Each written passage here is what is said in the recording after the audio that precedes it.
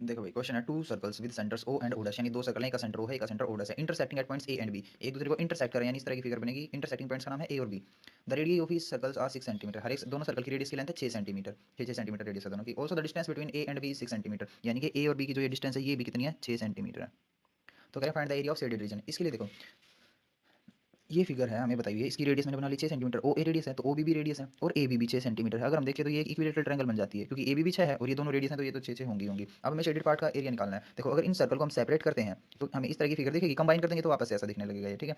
तो अगर हम इस एक पोर्शन का एरिया निकाल के उसको 2 से मल्टीप्लाई कर दे तो दोनों पोर्शन का एरिया हो जाएगा। अब देखो एक क्वेश्चन के एरिया के लिए देखो क्या है, ये सेगमेंट है। एक सेगमेंट का एरिया कैसे निकलता है, area of sector minus area of triangle. Area of sector का फॉर्मूला होता है theta upon 316 two pi r square, और इक्विलेटरल ट्रायंगल है उसका एरिया हो जाएगा √3/4 ए स्क्वायर। अब बात आई थीटा की, क्योंकि ये इक्विलेटरल ट्रायंगल है तो इक्विलेटरल ट्रायंगल में एंगल होता है हर एक एंगल 60 डिग्री का, यानी थीटा की वैल्यू 60 डिग्री आ गई। तो थीटा की जगह 60 अपॉन 316 टू पाई की वैल्यू 22/7 और रेडियस हमें 6 बता रखी है तो 6 का स्क्वायर माइनस √3